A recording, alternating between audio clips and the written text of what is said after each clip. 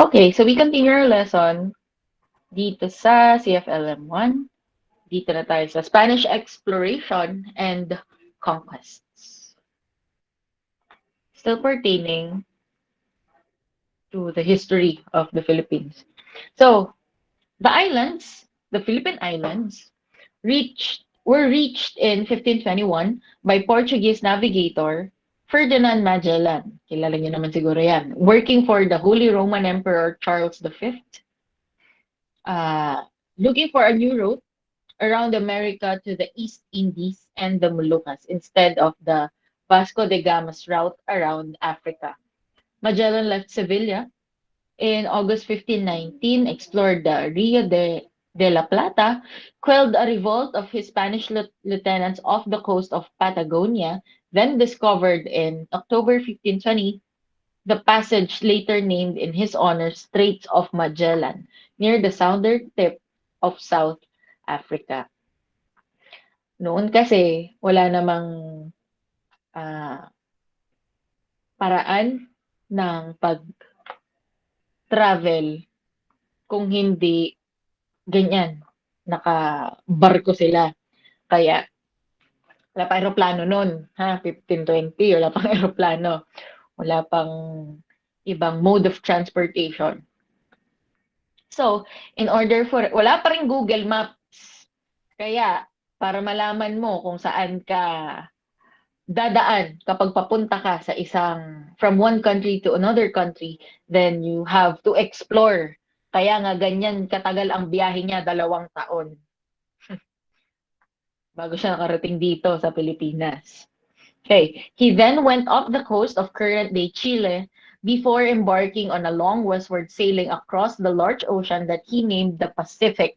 Yun na nga yung Pacific Ocean. Briefly stopping in Guam and finally reaching the empty islet of Homonhon at the southern tip of Samar on March 16, 1521. He then followed the coast of Leyte towards a small island named Limawasa, where the first Catholic Mass in the Philippines was held. Okay, so first christened San Lazaro Archipelago, then to Cebu. Yun. I think familiar na rin kayo dito dahil na-discuss na to. High school pa lang kayo. Yung history. Saan yung unang misa dito sa Pilipinas, and so on. Magellan took possession of the islands on behalf of the Spanish Empire barely 2 years after Cortes' conquest of Mexico. His contact with local chiefs was cordial at the beginning. He concluded a blood compact or yung mas kilala natin na sanduguan. Susugatan niyo yung dito ninyo and then pag-merge niyo sila. At yun na yung simula ng pagkakasundo ng dalawang grupo. Yun, kasunduan niya, kontrata na yun. Okay. He concluded a blood compact with Raha Colombo and Raha Humabon in Cebu. But on the island of Mactan, off the coast of Cebu, Magellan was killed by the warriors of local king Lapu-Lapu on April 27, 1521, as sailors from the Magellan fleet had started to abuse local women. Kaya siya pinatay. Okay. His second in command, yung deputy niya, was Juan Sebastian del Cano. Was able to escape with a reduced fleet and return to home in September 1522. On April 1529, through the Treaty of Capitulation of Saragossa, Spain, sold the rich Molucca to Portugal, and a new line of demarcation was established on a north-south line established 298 leagues east of the Moluccas. Pag sinabi nating demarcation line, think of it as a border. Kumbaga, ito yung linya kung hanggang saan yung territory natin. That's an easier way of explaining demarcation line. Ay, parang border natin siya. In a replica of the 1494 agreement, Treaty of Tordesillas, between the two countries about Atlantic discoveries, Spain would get the territories east of the line and Portugal the western ones, including all of Asia and its neighboring islands so far discovered. Although the Philippines were not named in the treaty, Spain implicitly relinquished any claim to them because they were located west of the line. Kumbaga, malayong-malayo ang Spain. Kaya hindi na sila umalma pa sa kasunduan na yun. However, few years later, 1543, a second Spanish expedition was led from the western coast of Mexico under under the leadership of Roy Lopez de Villalobos. Naalala niyo itong mga pangalan na to? They landed in the same area of Eastern Visayas as Magellan. So, parehas sila ng kung saan dumating, saan dumaong ni Magellan. And then explored the coast of Mindanao to the south. Villalobos, in honor of the young Prince of Spain, Felipe, the future King Philip II, named the islands of Samar and Leyte Islas Filipinas. So, doon galing yung pangalan natin.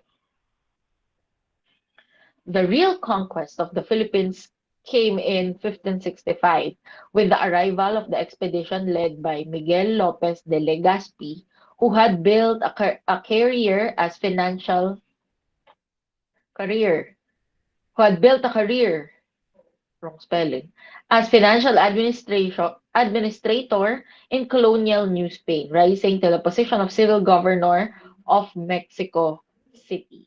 After he conquered Bohol, Negros, and Cebu in 1565, where he founded the first permanent Spanish settlement in the islands, currently Cebu City, he visited the whole archipelago, renamed it Philippines.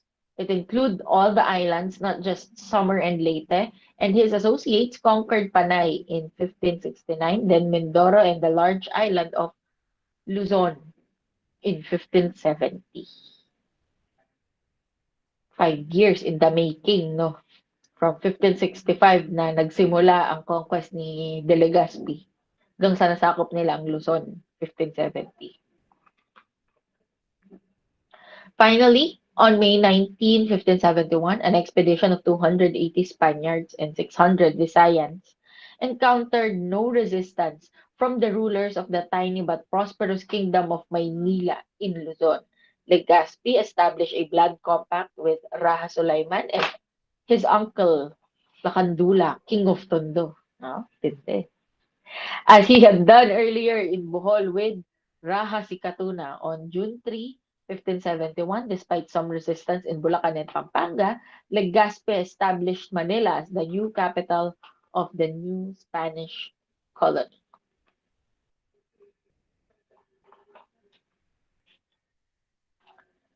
The geographic proximity to the newly designed designated capital of Manila, and the distinct topographical features of the three southern Tagalog provinces, Cavite, Batangas, and Laguna, the close links of their coastal areas along Laguna de Bay to Manila Bay for commerce and defense made them early on essential areas in the development of the colonial Philippines and the establishment of Hispanized governance structures. Naalala ko lang, pag may nagtatanong sa akin, Tagalog ka. Sinasabi ko, hindi ako Kapampangan. Tagalog ka. Hindi rin ako makasagot. Kasi pag sinabi ng Tagalog, they are basically coming from Bulacan, yan, Cavite, Batangas, Laguna, Rizal. Some parts of Nueva Ecija are Tagalog speaking talaga. Because tulad ng Pampanga, distinct siya, Kapampangan. Diba? Ayun. Naalala ko lang. Ito, Southern Tagalog.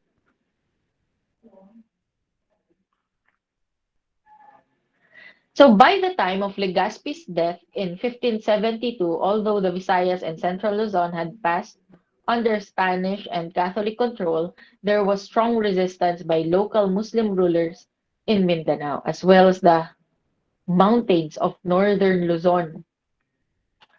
the Animist Sambal and Igorot tribes. Sambal, of course, are from Sambales. May separate sila na, may distinct sila na language doon. And Igorot tribes. Igorot class are not uh, dark-skinned. Ang iniisip ng iba sa inyo, pag Igorot, maitim. Hindi. Ang tunay na Igorot, sobrang puti. As in, alam niyo yun, pag kunyari masaya sila, tumatawa sila, talagang nagbablush yung mukha nila. Namumula sila sa sobrang kaputian nila. Yun yung mga igorot. Tapos mga, usually, mga hindi rin sila matatangkad. And they live in the Cordillera region. Yun, yung mga igorot. Okay. So, through largely outnumbered, though largely outnumbered by the local populations, the Spaniards who came to colonize the Philippines easily took control of many islands. Kung maalala ninyo, yung discussion last time, ang isa sa naging challenge sa Pilipinas para makamit ang unity is because of our geographic situation. Dahil nga archipelago tayo, hiwa-hiwalay tayo, mahirap depensahan, 'di ba? Kung maalala ninyo. Mahirap depensahan kaya nagkaroon tayo ng magkakaibang salita, magkakaibang kultura. Talagang magkakaiba tayo. Kaya nga, 'di ba, very rich ang culture natin dahil nga sa sobrang magkakaiba tayo. Ayun. So, even though na outnumbered nga tayo, outnumbered ang Spaniards kumpara sa atin na mga Pilipino, they were still able to take control of many islands very easily because we were not prepared.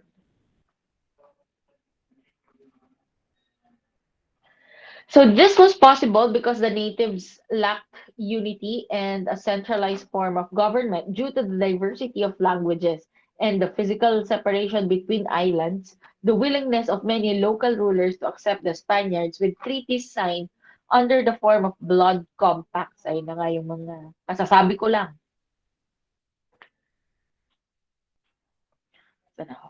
Especially to the support of the Spaniards against their enemies and the maritime and military superiority of the Spaniards.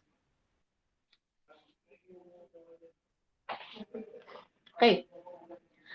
In the Bicol Peninsula of southeastern Luzon, the Spaniards who came in the early phase of the conquest were greeted by a myriad of indigenous settlements scattered throughout the vast region. Existing independently from each other, each settlement maintained a definite form of socio-political organization strongly based on kinship ties, reinforced by the ritual blood compacts encountered by Spanish explorers and conquistadores. The Spaniards referred to them as rancherias, roughly equivalent to the English word hamlet and widely known in the Philippines as barangay.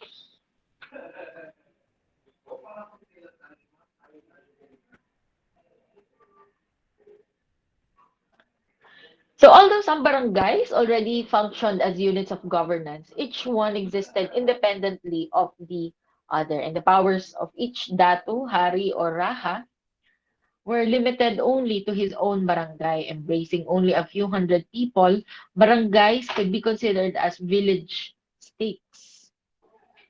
The social structure often comprised a small nobility which administered land for the community, an intermediate class of freemen, mga maharlika, low-class peasants, tawag natin doon timawa, who were at a serf-like status, and finally slaves, alipin. Mostly war captives, mga alipin, sagigilid.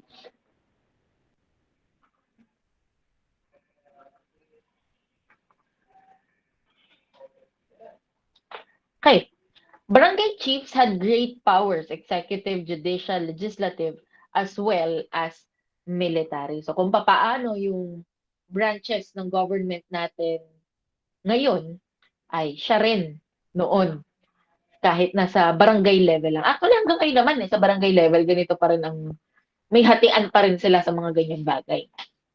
Okay. The local political regime could be described as consultative monarchies. since the datu often consulted village elders before making a decision.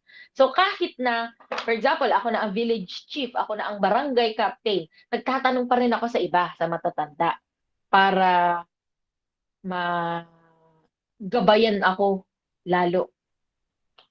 So local shamanism rituals were often led by female priestesses, the Katalonan or Babaylan. Yan, may mga shaman-shaman din tayo na may sarili tayong version ng shamanism.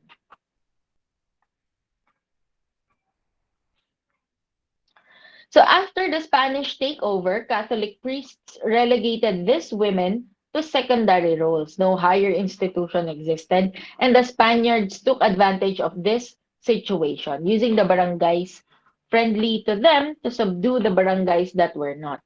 The resistance came from areas where governance networks were strong. The Islamic Sultanates of Sulu and mainland Mindanao represented a higher stage of political and economic development than the barangay. The sultanates had emerged in the 2 centuries preceding the arrival of Spanish colonialists in a wave of Malay migrants, whose rulers tried to convert to Islam, enslaved or drove away the original non-Muslim inhabitants of the areas that they chose to settle in. Ganon. Pinalayas nila yung mga hindi Muslim na nakatira doon sa village na yun. Tapos doon sila ang pumalit.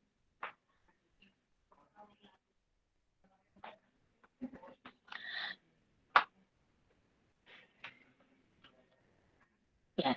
The Legazpi successors started a more systematic colonization, evangelization, and Hispanicization of the country with the help of Augustinian friars at first before other religious orders. Kaya nga, yung mga schools dito na malalaki at matatanda na, yan ay mga pare, Ateneo, UST, San Beda rin ata. Ano pa ba yung matatagumpay? Lasal. Yung mga yan. Miriam College. Yung mga yan, ang nagpasimula talaga dyan ay mga pare.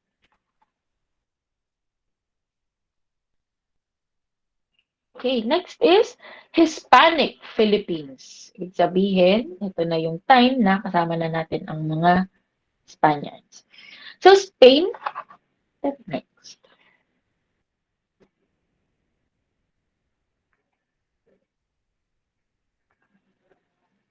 Yan.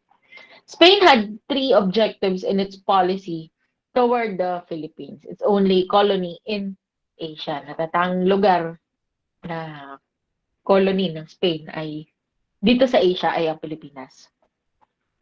To acquire a share in the spice trade, yun talaga. Familiar naman kayo dito, di ba? Na naglibot sila Magellan at isang dahilan doon ay para makakuha ng mga spices, magkaroon ng access sa mga spices. Yan. To develop contacts with China and Japan in order to further Christian missionary efforts there and to convert the Filipinos to Christianity. Philip II explicitly ordered that pacification of the Philippines be bloodless to avoid a reputation of Spain's sanguinary conquests in the Americas. So occupation of the islands was accomplished with relatively little bloodshed, partly because most of the population initially offered a little armed resistance. Kumbaga, noon pa man meron ng mga peace agreement. Okay, contrary to what happened in the America, it seems there was no demographic collapse after the arrival of the Spaniards. The lack of a massive depopulation through diseases in the Philippines may be attributed to the contacts that already existed with continental Asian countries such as China protecting of early Filipinos against mortality from common diseases.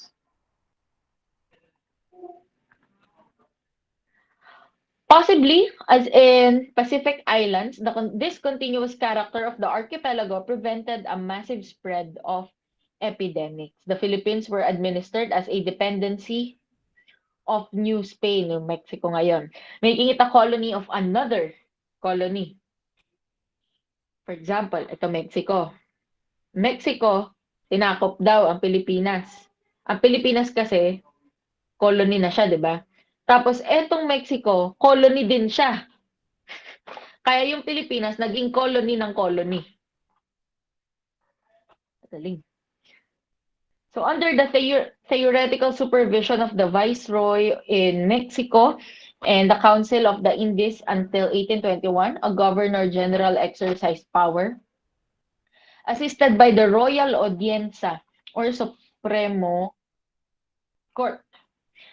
The territory was divided into provinces, alcaldes administered by a provincial governor or alcalde mayor, and then themselves subdivided into pueblos or districts administered by a capitan or gobernadorcillo, who selected barangay leaders among the families of former datu or chiefs. Unpacified areas were headed by a military officer. Kaya ah, lahat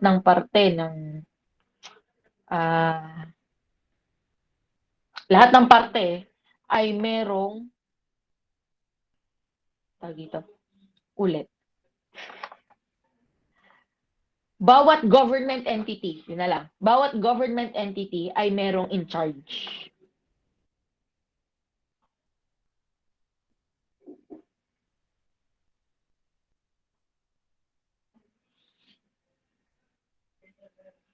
Ano ba?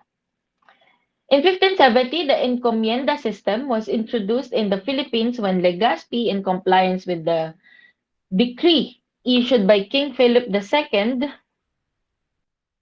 in 1558, distributed lands in Cebu to loyal Spanish subjects who had helped him in the conquest. Some encomiendas were owned by the King of Spain, mostly cities, seaports, and regions rich in natural resources.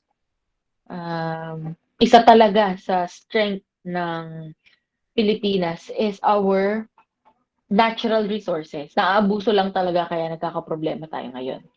Most cities, seaports, and regions, okay. The majority were private encomiendas entrusted to private citizens or the Catholic Church. The encomienda was not actually a land grant, but was a reward under which the Spaniard receiving his favor was given the right to collect tributes or taxes or free labor from the inhabitants of the sea, of the area assigned to him. The encomienda was therefore a public office. A public office. So, mga empleyado sila ng gobyerno. Encomenderos were required by law to give protection to the natives, to help missionaries convert the other people.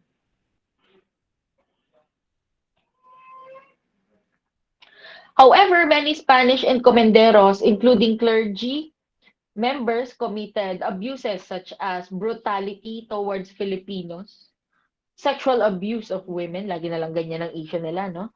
Forced labor, excessive tribute collections, and unwarranted confiscation of farm animals or traps. Bigla-bigla na lang nangingidnap ng baka. Okay, abuses sometimes led to conflict between friars and encomenderos. Clergymen observed that the encomenderos neglected their duty of teaching the Christian faith to the Filipinos and were only interested in enriching themselves instead. Some friars tried to protect the Filipinos from the greed and mistreatment by preaching from the pulpits against encomendero abuses. In Tagalog, ang pulpits ay pulpito. Parang rostrum. Alam niyo kung saan nagsasalita yung speaker, yung merong speaker sa isang lecture. Tapos yun na nga, meron siyang podium, yun. Pulpito ang tawag doon. writing letters and memorials to the governor and the king of Spain about the abuses. However, many Spanish encomenderos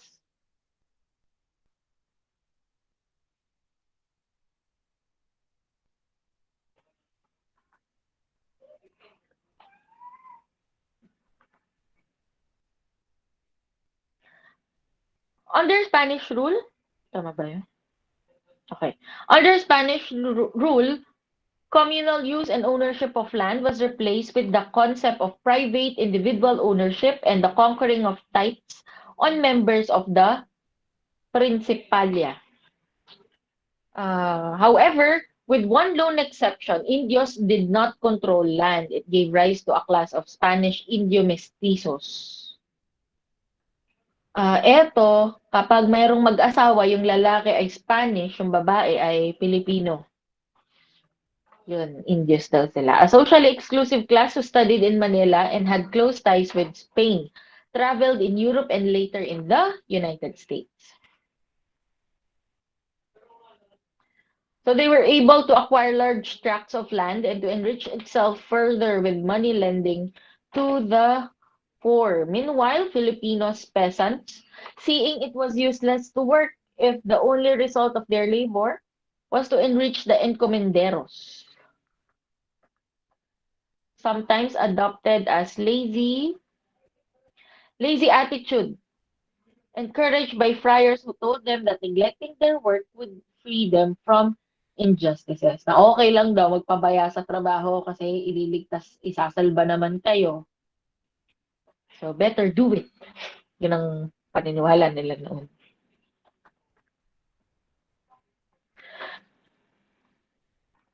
Cities credited by the Spaniards followed the prescription of the Leyes de India.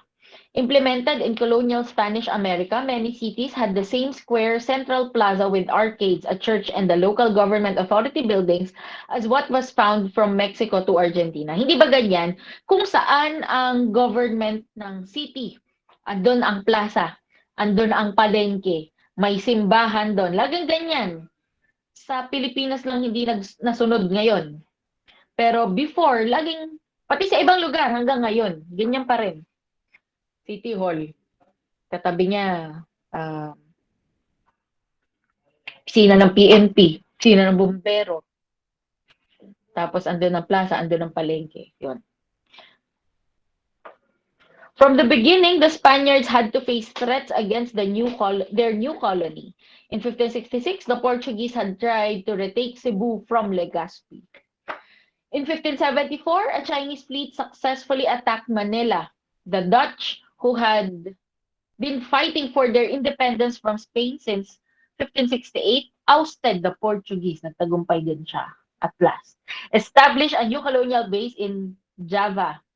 Then, tried repeatedly to capture Manila, tried a blockade, and started to trade.